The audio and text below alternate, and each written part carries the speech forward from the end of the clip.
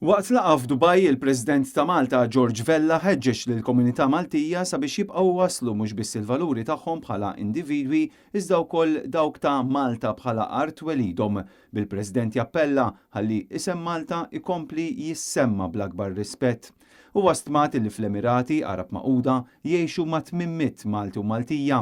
Ħafna minnhom sabu opportunitajiet professjonali attrajenti ħafna foqsma moderni u dinamiċi bħalma huma l-avjazzjoni, l-amministrazzjoni, it-teknoloġija tal-informatika, is-servizzi finanzjarji u l-ospitalità.